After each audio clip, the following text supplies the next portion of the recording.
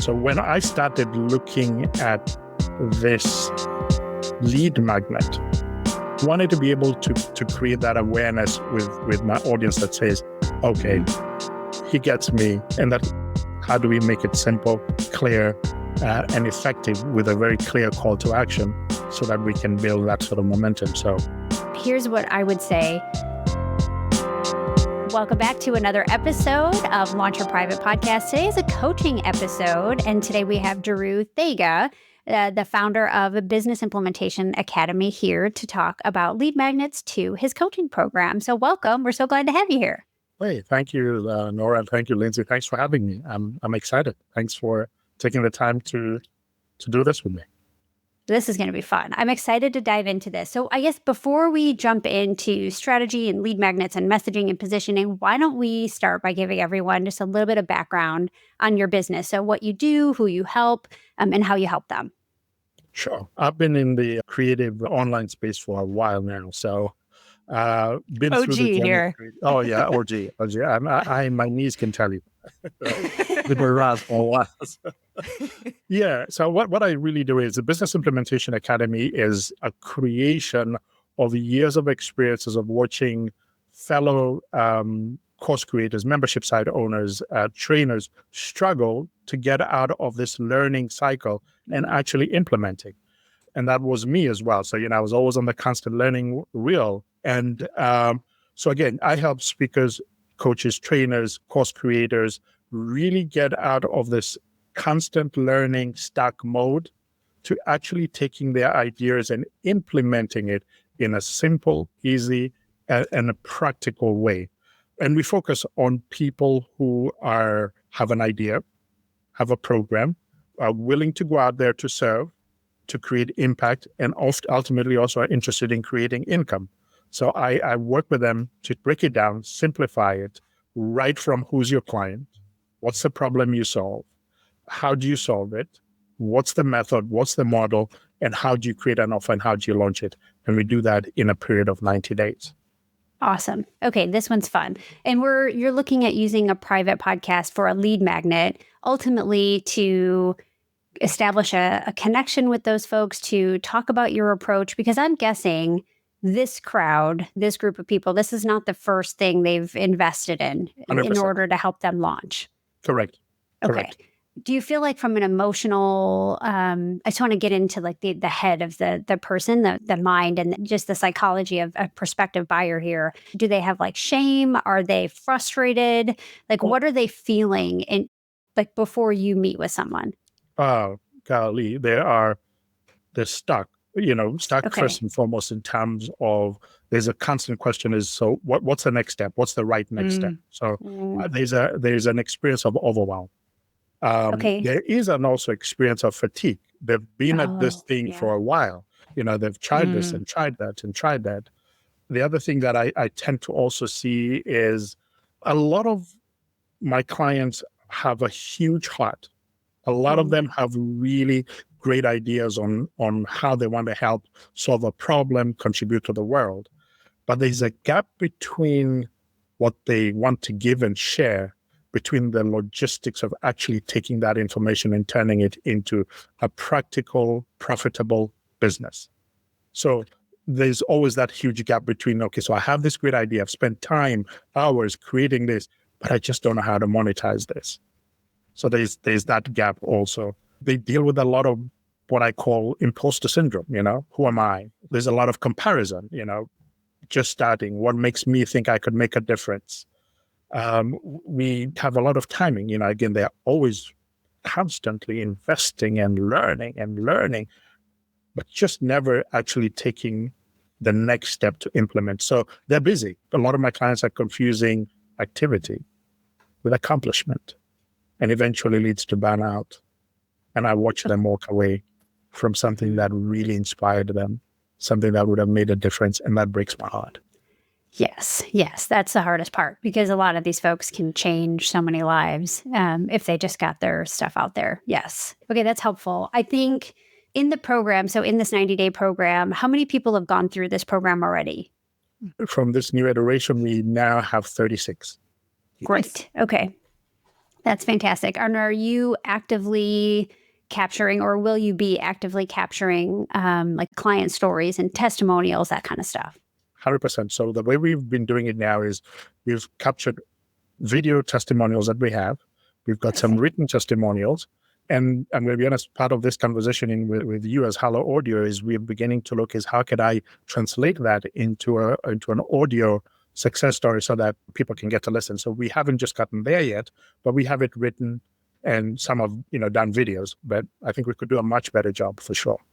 Yeah, I mean, that's always the hardest part. But if you've got some, that's a big win, because those stories, I think, are usually the thing that, if you think about this avatar specifically, they have probably bought a bunch of stuff about launching. Their course library is massive because we know that they love to learn. They probably have so many things they don't even know what they've purchased. So there's, I mean, I think we know this avatar pretty well.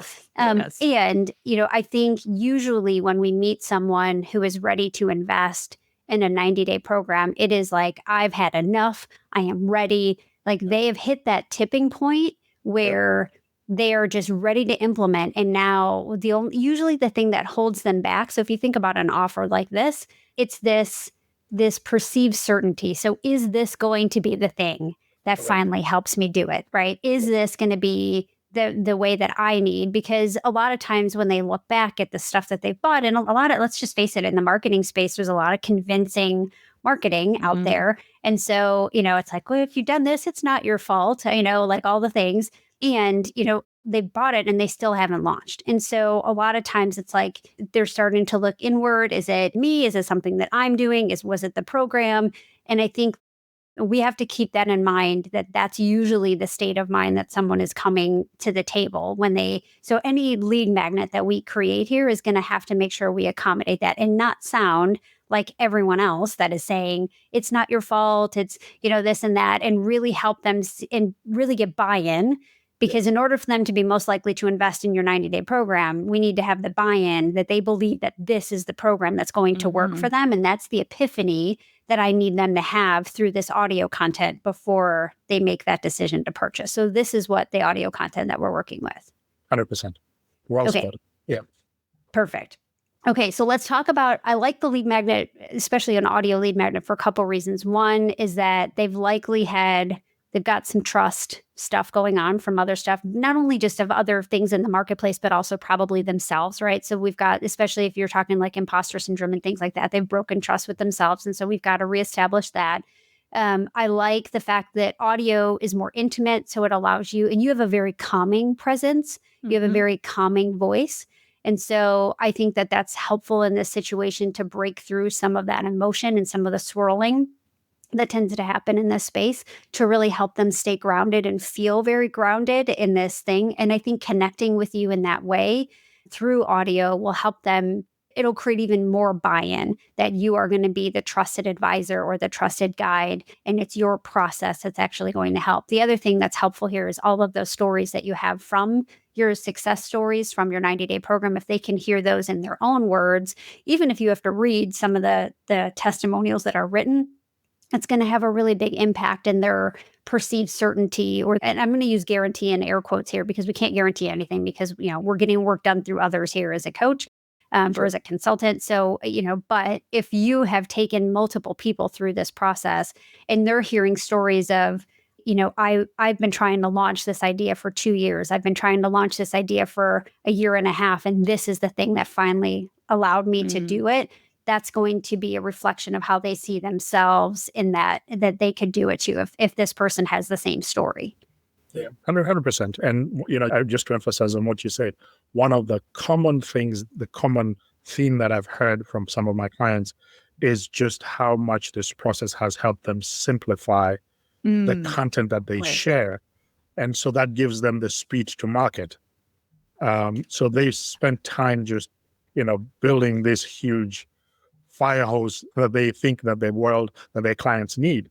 But through this process, they found, how to get more clear, how to get more certain, and how to simplify. That has allowed them to be able to go out and launch, and in turn, introduce them to the idea and the concept that if they go into the marketplace and get feedback from the market, then they can enhance a product instead of trying to make it perfect. and never going to the marketplace. So I just totally agree with what you said.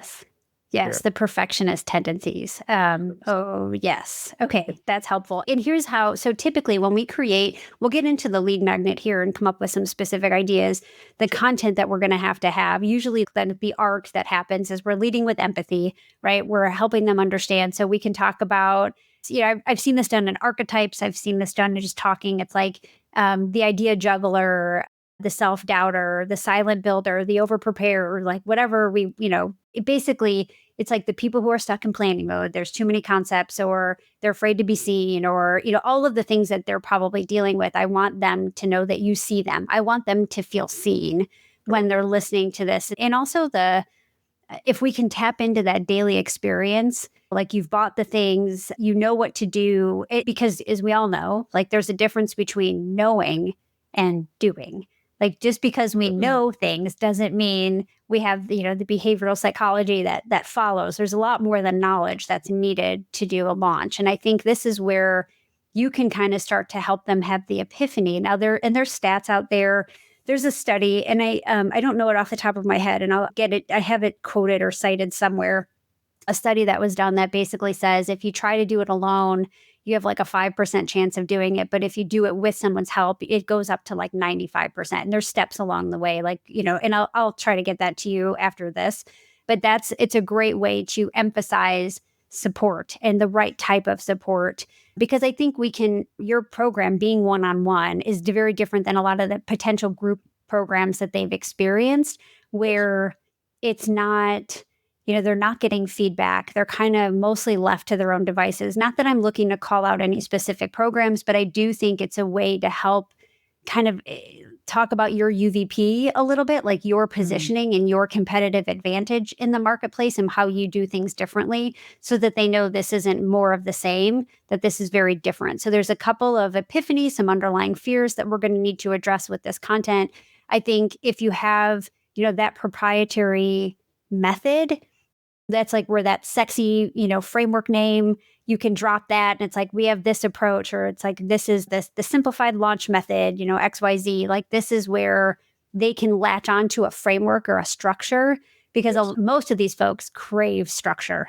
It's like, they love the checklist. They love it's like they crave it. And I think giving them the structure gives them a little bit of reassurance and confidence, so that it's not nebulous. They see the success path. These folks need to see that success path laid out. And this is where we start sprinkling in some of the testimonials or the success stories, because this isn't just a success path that we made up. This is a proven success path, and people have gotten results from it. And now they're believing in this success path, and they believe, and they're getting buy-in. So it kind of works for them. And then ultimately it's, investing, taking the next step, which if I assume that's likely a call with you, just because I assume you vet people. Yeah. Okay. Yes, so and I'll tell that you, makes sense. That's been a call. But up until now, I have built the 36 on nothing more than word of mouth. Yes. I haven't gone out advertising, haven't gone out promoting. It's been just serving and asking and serving and getting a referral. So suddenly, now going out and creating that structure that creates that funnel to that call becomes very important. Yes, agreed. Yeah, because now we're getting cold traffic that we don't know.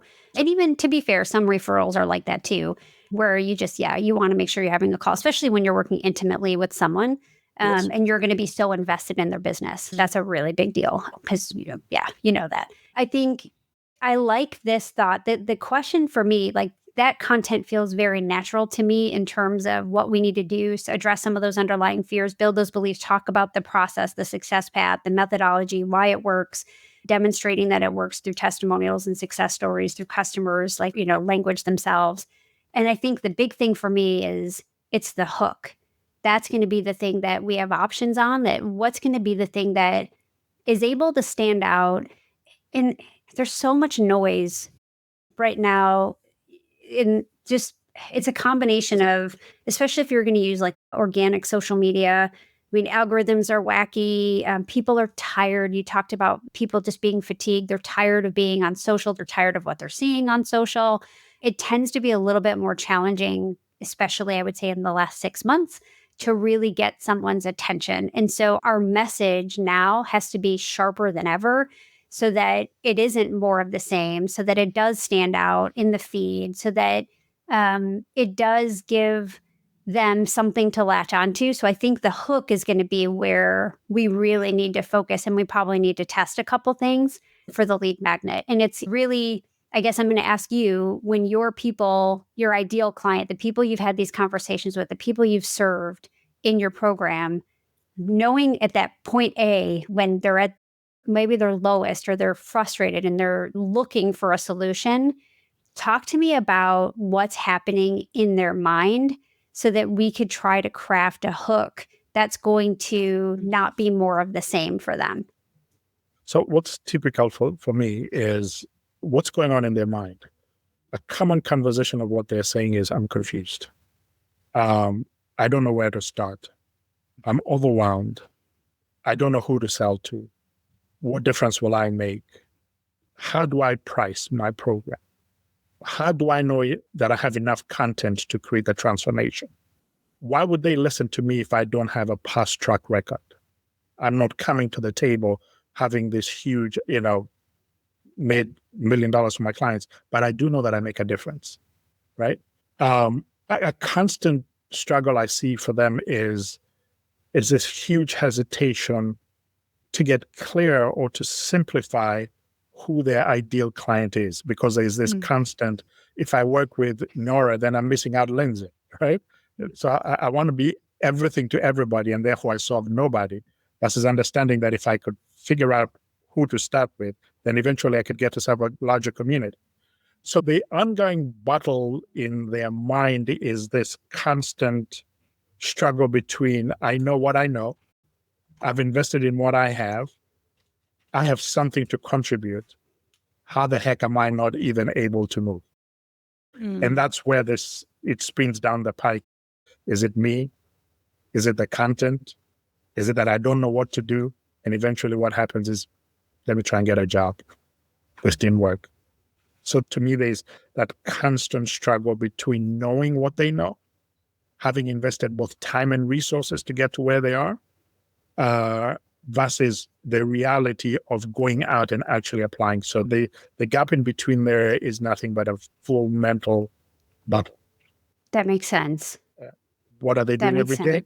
Just running from one platform to the other platform, one program to the other program, creating and re-raising and starting all over again. They've got false stats. I launched, had 2 guys came back. So they're constantly in this, other than living in the feast and famine world, they live in start and stops. And then I tend to find that when all that doesn't work, they take money and they think that if I can dump it into ads, somehow that will translate in solving all these unanswered questions. So now they're also draining money, right? There's money that is just going out and they're trying to reach an audience they're not clear of.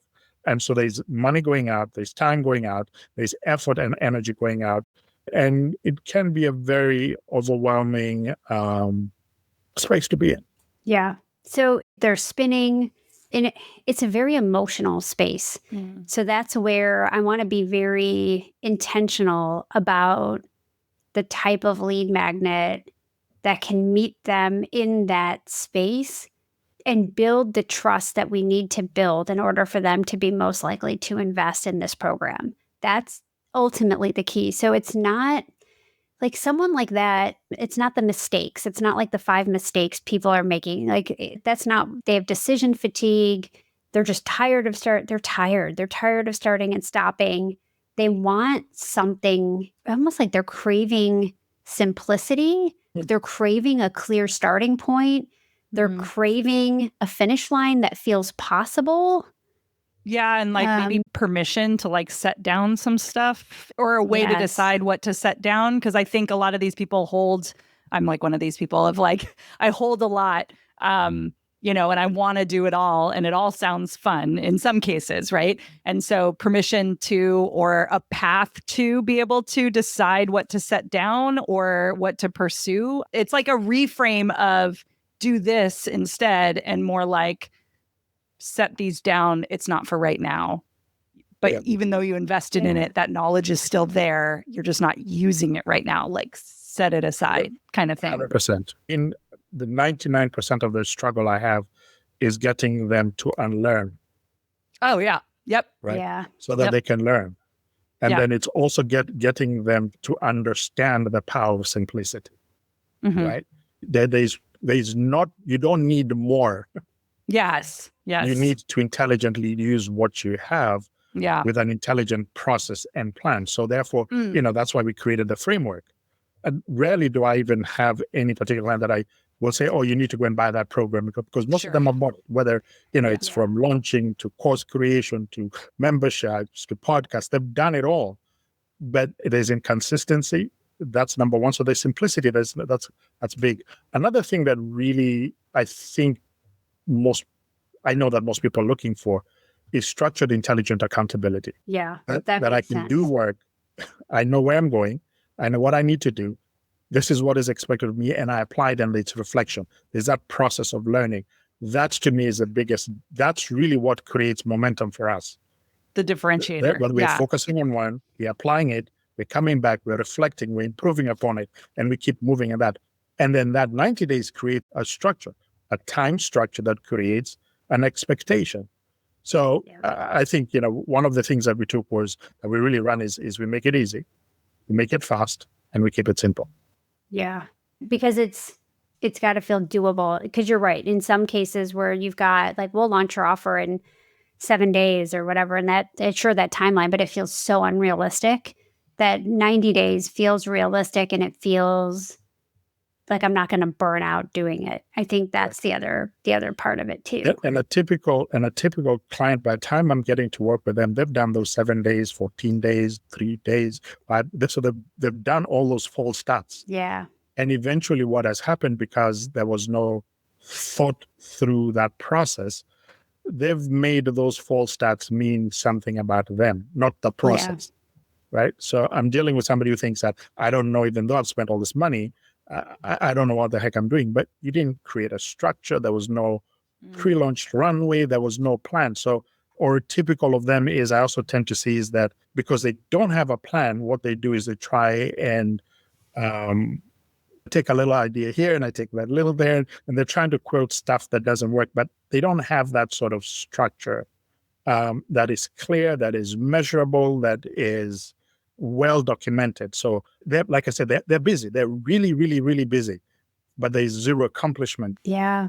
Okay. So I think we have a couple options. I think we can acknowledge the need for structure here and move forward with, from spinning to signed clients, or from stuck to signed clients in 90 days, and have that talk about your process and I feel like knowing that they will, if they're still seeking methodologies or frameworks, that could be enticing, because we're essentially giving them the success path, whether we call it, offer launch, or, whatever it's like your first 5 clients, giving them the success path of like how you do it in 90 days combined with the success stories could be an effective lead magnet in and of itself, because you're just talking about the process. We're taking you step by step. I think you can still lead with empathy, but the hook is, here's the roadmap. This is the 90-day, from spinning to sign clients roadmap, or you come up with a proprietary name. I think we could do that too. But just the fact that it's like, okay, they're still going to be intrigued. And then through evidence and through proof and through, like, they're going to start to build certainty, that feeling of like they can do it, belief in themselves, connection with you as their trusted guide. So that kind of a lead magnet could work. I think, and it could just be, because it's straightforward, it's no BS. It's not like, because I was thinking through, like, what are the other ways? They don't need another audit. They don't need to know what mistakes they've made. They just need a clear path forward is ultimately what they need. And if there's a way that we could talk about and indicate that there's accountability in that, like in the title, in the 90 days, because I think they're looking for support. I think they ultimately want help. No, I don't think any of your ideal clients love the thought of doing it on their own.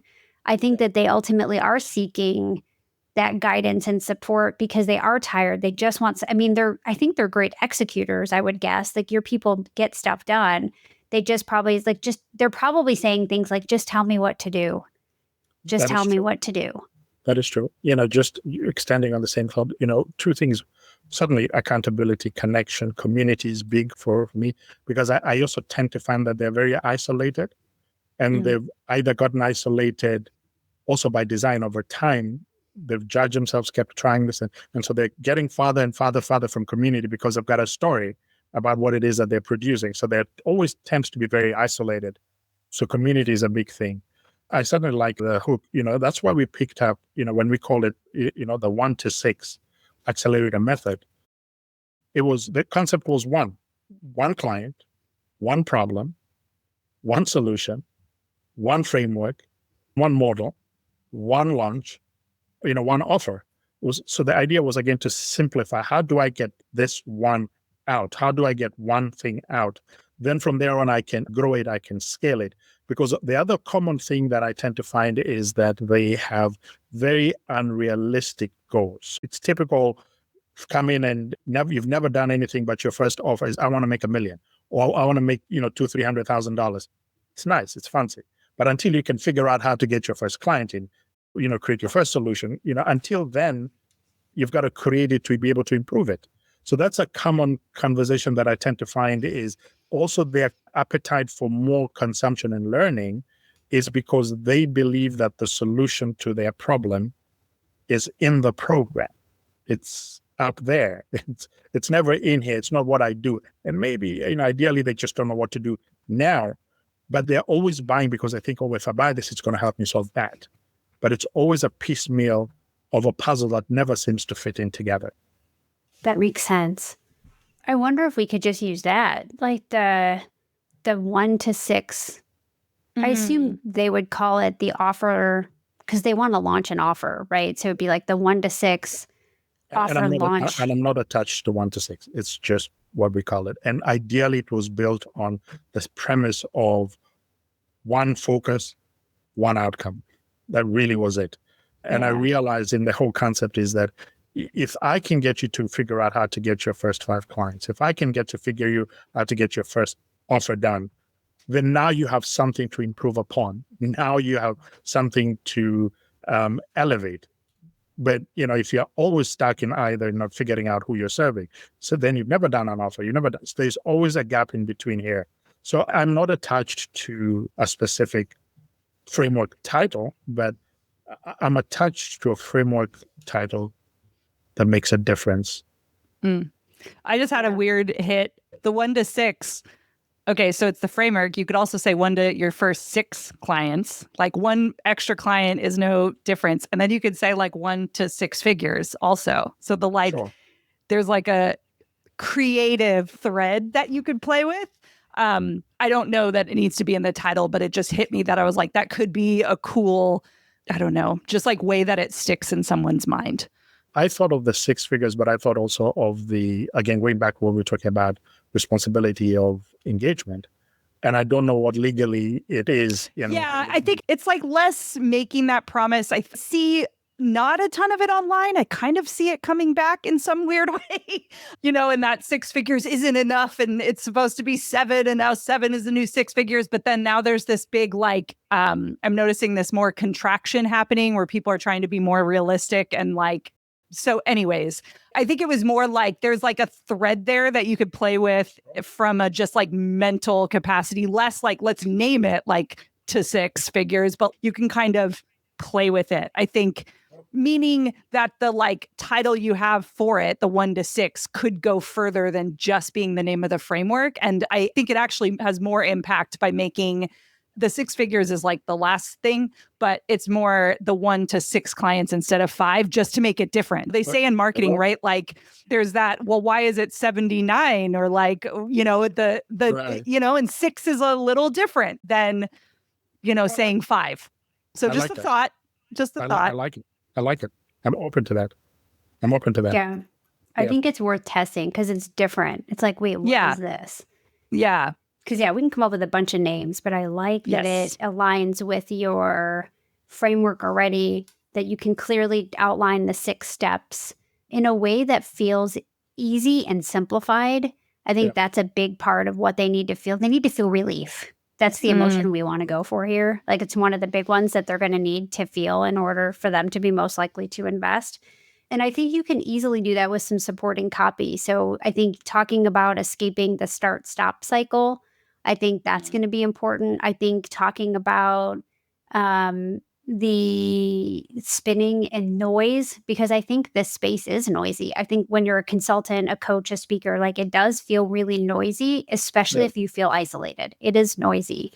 And to really feel like you have relief and clarity, almost like you can breathe again, that to me, I think is ultimately the emotion I want to try. But my gut says lead with the success path and the structure, because this avatar just wants a step-by-step plan that's actually going to work for them. They don't need a gimmick. They just need to believe in the path and to believe in the person that's going to help them through the path. And I think that's going to be the best bet for this. So as a thought, I don't want to get into your thinking, but when I started looking at the lead magnet, one of the things that I began to start looking, because you just mentioned this, was looking at this start-stop cycle, right? Mm-hmm. And what I did is I had created what I call 10 gaps that exist, that are in the way them achieving what it is that they want. That was the idea. And, so I'll just run through them. One was the knowledge gap, and I don't know where to start. Perfection gap, I overthink everything. Mistake gap, I'm afraid it won't work. Assumption gap, I need clarity before I begin. Timing gap, I'm not ready yet. Comparison gap, others are way ahead. A belief gap, others can, but I don't think I can. A support gap, I'm trying to do this alone. An inspiration gap, I've tried this before and it didn't work. An expectation gap, I'm overwhelmed trying to do it all. So when I started looking at this lead magnet, that is where I was. And I'm suddenly open to you guiding me to a more refined, valuable, because I don't want it to just be anything else that is out in the marketplace. And I'm sure it's not going to be anything, because then there's my input into the conversation. But I wanted to be able to create that awareness with my audience that says, okay, he gets me. I experienced one or two or three of these things. And the way that I looked at it was looking at, what are three mistakes that they're making? What would be one or two action steps they need to take right away that will help them move and break that process? That's the way I was looking at it when I was researching this. So I don't know what your thoughts are. Yes, that's episode 1. So what the content you just talked about, the gaps, it's very leading with empathy. So it's like, yes, like I do that. Yep, that sounds like me. Yep. Like when they listen to that first part, I want them to nod and be like, yep, he sees me. Like this is who I am. I absolutely have thought that. Because even if they don't feel like they've nailed or they associate with all of those gaps, guessing there's going to be at least one or a handful that feels like, yep, I've been there before.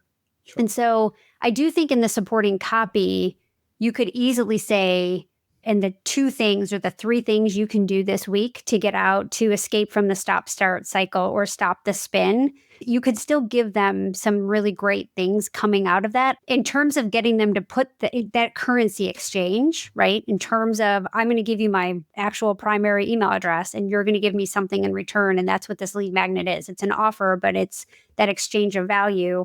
I think they're going to put more value on a clear success path versus the mistakes, like the 5 mistakes that they're making. They just want the path. I think in the content, you can tell them about these gaps, because that to me is leading with empathy and demonstrating your expertise. So I think that has to be in the content. But in terms of the big hook, like the positioning of the asset, the audio asset itself, I think if I really want to look at what they're going to value most, I think your avatar wants the step-by-step clear success path, and they would pay with their email address, but they would put more value on that as a currency exchange than other things. That's what I think in terms of the hook. Just to repeat what I hear you saying is, while this was originally the content, so this particular work, these gaps that we're talking about, that would be episode 1. Yeah, what I easily. Hear you telling you me, could easily what do would that. be of greater value is now to actually break the success path, the 6 frameworks, into individual quarter episodes or whatever one would be, and add value to that and use that as the greater tool?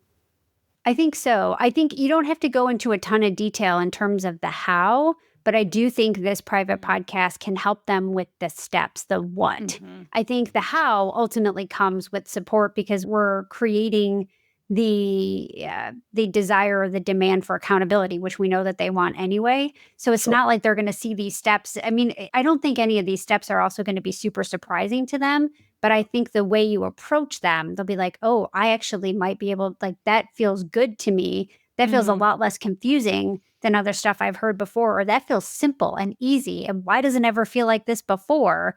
And it's things like creating your offer. Like, people, I'm sure, have felt like they're going to throw up because it's been so stressful for them. But the way you can describe it in that episode, whether it's one describing all 6 steps or, each smaller episodes that are describing, each step, I think they're going to put a lot of value in the knowledge that this framework exists, and they're going to buy into that framework. That's what ultimately is going to help position them to be most likely to invest in the coaching program. Yes.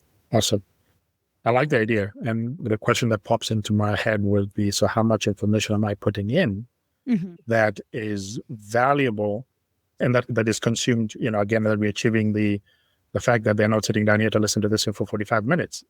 How do we make it simple, clear, and effective with a very clear call to action so that we can build that sort of momentum? So, yeah, this is a place to play with it. Here's what I would say. In each step, for each of your 6 steps, you do it differently than other people, right? Okay. And they've done some of those steps before, and they have misstepped, stopped and started. Like, they've had some problems with, I'm sure, each one of those steps. And so even if you were to say with step 1 or, creating your offer, one method, like, even the way you say it, one method, one offer, one client, like, it's so like, yes, please. It gives them some relief that you're giving them permission to focus. But I also think even if you lean into your UVP or your approach of like, I know just call it out. A lot of marketers, a lot of people are out there teaching how to create offers. And the reason why it can get so confusing is because of this. Well, we approach it in a different way. And you don't have to go into the nitty-gritties or give them exercises or things like that, but just enough for them to buy into your approach and know that your approach is different and it's successful in the sense that that's where you start telling stories and clips of, maybe your people in the program of like, I sat on my offer, I sat on my idea for 2 years. Right. And I finally turned that idea into an offer. And this is the program that did it. That's enough. They don't need to go into all the how, but they need to understand the what, I think, in order for them to be most likely to purchase. I can do that. Yeah. I like that. I also see value in that because I think it also gives me the ability to simplify and really get good at communicating what each step of the framework is all about and what it offers. So I like that. Yep. And I would test this with your existing clients, meaning your existing clients that are the folks in the 90-day program. I would say, hey, if you get a chance, like I'm putting this together, I'd love your feedback. And because they've dealt with that emotion, you're like, what I ultimately want them to say is, I wish I would have had this. This is the resource I would have loved to have had when I was starting out, because this is what would have given me hope or helped me recenter myself or ground all of the emotions that they probably weren't. Like, I would start with getting feedback from your existing people. Okay. Yep.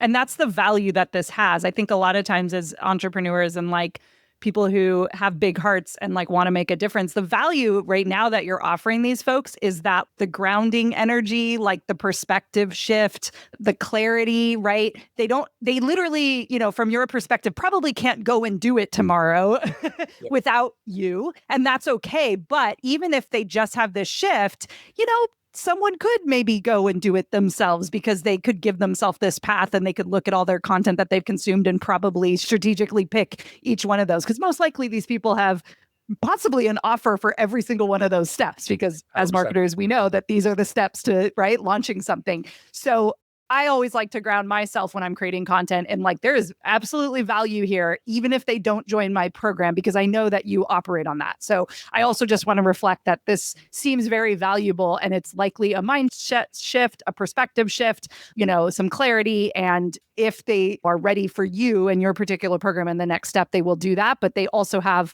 a lot of great stuff that they got out of this content. So I want to say that too, because I think we tend to want to like overgive and like, I wish I could just solve it for them right now because I know how uncomfortable they are. But that's where our program comes in. And I think that your offer is the thing that's like going to get them the biggest win. But I think this is a big enough win.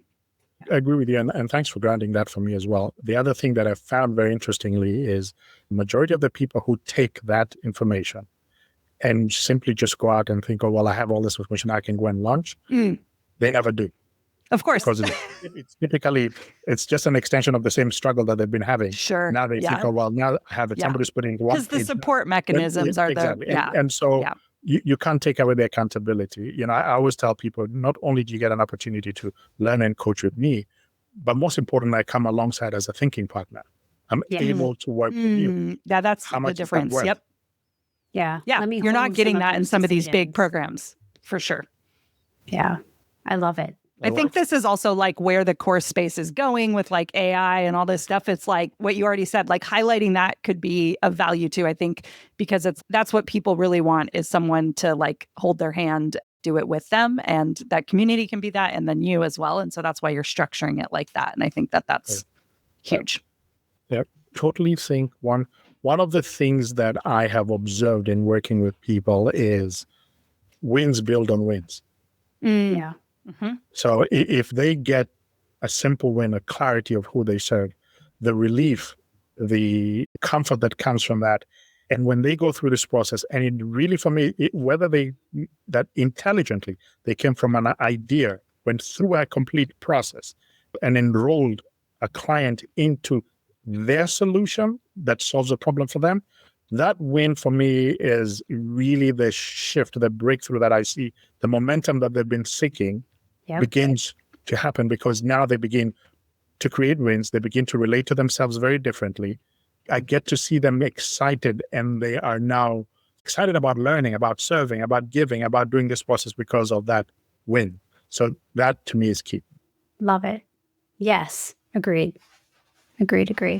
This is awesome. Yeah. You feel confident about moving forward and knocking this out? I suddenly do, knowing what this is. So if we're looking at this, then I would assume that we are looking at probably a 7-6. If we did a podcast episode for every, and I'm going to go back to you now in terms of you giving me from experience, whether it's valuable. If there's 6 steps in the framework and we're using the gaps as your first intro, so we are not looking at 7 episodes. Is there a value of 7 episodes? Does it have to be 7 episodes? Could it be a combination of a shorter, meaning that there's 3 episodes and 2 pieces of the framework together? What would give me greater consumption and greater leverage from your experience? I feel like combining them would probably be the best, only because I don't think we need to go in a ton of detail in each step. And I feel like whether you could maybe break it into 2 episodes if you wanted to, if you're like this, phases, like phase 1, phase 2, or just 1. And I think that would be fine. Because here's the thing, if people are engaged, they'll just hit pause and come back to it later. It's not like if it's all in 1 episode and that episode happens to be the longest one, that's okay. Because that's just part of it where we're describing your methodology. And I think that also gives you more space to tell some stories, to drop in testimonials, to talk about your values or your approach, or maybe accountability being a separate episode because it's so important. So I feel like if it were me, my gut right now says I would do 1 and see how long it is. If I really felt like I needed to break it, I would, but you probably won't. Well, yeah. I want to add too, because we've seen a trend of this. I think it was Lizzie Goddard. I just downloaded one of her most recent things, and she's a longtime Hello Audio user. And remember, Nora, we talked about this. I don't know if it was a coaching call or one of these episodes where people are putting the full, I think she created like a workshop, did a training in 1 sitting, and I think it was 30 or 40 minutes. Okay. And she broke it out and gave it to people below. But the first episode, she wrote like full. Now, this is a little different than what you're doing because it's more of a offer for her current audience, not quite a lead magnet. So they already know who she is, all of that stuff. But I'm bringing it up to add that a 30-minute episode is not overwhelming for a podcast listener, to Nora's point. And in some cases, some people don't like if the episodes are 3 or 4 minutes, they're just like, okay, and now the podcast player has to play the right episode next, right? And we hear this a lot. I can't find how to binge it. That's kind of annoying. And that's just a reflection of the podcast playing apps and not like Hello Audio or the choice of a private podcast. It's the whole thing. Yes. So all this to say, I'm not saying put it all in one and put it at the top like her. I am saying, however, that people listening to all 6 in a row is most likely what's going to happen. They probably are not like, I'm going to listen to 3 minutes right now and then do that. No, they're binging. So when you're creating something that's bingeable, yes, you could break it out. So it would make sense. But I think what Nora, and I kind of agree with her here, I think the value is in some of the supporting stuff. And the like meat is clearly the framework and what it is to show it. But then what it opens up is the opportunity for, I think of the podcast player as like a table of contents. If each step of the framework was super important and that's what you were teaching, yes, break it out. But that's what's happening in your program. What you're really doing is saying, I have a framework for this. I'm going to walk you through it. I'm not overwhelmed with 15 episodes, 13 episodes, whatever. Do you see where I'm going with this? But I also want to add, we don't have any like necessary like perfect evidence that that's like exactly how you should set it up. And a lot of our users play with it. And Nora was always likely going to say, experiment, see how people are downloading the episodes once it's gone through a lot of hands or ears, I should say, look at that download data. Do you want to see more about what step they're really interested in? If so, maybe breaking it out. So there's things to play with there in the analytics. But I think for maybe this first initial onset to get you to take action and to get you to be concise and not try to offer everything in that framework, by putting in one episode, you're likely to just be more tighter in general. I think we did that for our lead magnet. We put our 8 steps in one, right? We did not break out each type of lead magnet into its own episode. And it's a long episode, but we have this supporting workbook. It's also a little bit heavier of a lift than what you're creating from a like type of lead magnet, I guess, the type of the content. So, but just a thing to point out, our 8 types is in one episode. It felt like a lot to barrel through, but we did it. And we haven't heard anyone say, I wish it was separated or anything like that. No. I listened to it and it was all right. I didn't realize I was even 10. So there you go. Because that's how podcasts, right? Now that you point out. Totally. In honoring your time, and I know you have to jump onto another call, what am I not asking that is important? Ooh, I love this. I think once you get it created, it's all about making sure you get eyeballs on it. Like every other offer or every asset, you're going to need to have a plan in place to drive traffic to it. That might include asking your existing clients to share it with someone that they know, putting it on all your social media, bio links, that kind of stuff, sharing it on organic social media. That would include also, you can tease out some of the content, meaning like if you have Hello Audio AI, we can create summaries or like LinkedIn posts or that kind of stuff from the content itself. And so you could maybe leverage some of that to put on social media. But you do have to make sure that you have a plan to get eyeballs on it because it's not like a, build it and they will come, just like public podcasts are not either. But that's the next step. So just make sure, focus on the content itself first. And then it's the how many people am I going to see this every month so I can hit my goals? That's the next step after that. Awesome. I think I got the structure. I think the part of work is working on the hook as well. And thank you. I really, really appreciate it. This has been fun. Good. We appreciate you bearing back. Yeah, bearing it all and telling us, keeping us, I don't know. Just keeping us engaged and just listening to our feedback and our thoughts. It's been really great. So yes, like Nora said, we would love to have you, in our office hours or in the Facebook group as you work through this. Obviously, there's still a lot of stuff that has to happen, but we are here to support you through that as well. Yes. Listen, I got my hand raised, so thank you. Love it. Awesome. Keep doing it. All right. Appreciate it. Take care. Thank you very much. Have a wonderful day, all right? You too. You too. Thank you. There you have it, audio heads. Another episode of Launch Your Private Podcast is in the books. I hope you're leaving today feeling even more ready to amplify your voice and connect with your audience in meaningful ways. The adventure continues in our next episode with even more insights, strategies, and inspiration to help you along your own private podcasting journey. Of course, make sure to check out helloaudio.fm to start your own private podcast. And remember, you've got amazing content that needs to be heard, so let's turn the volume up. Until next time.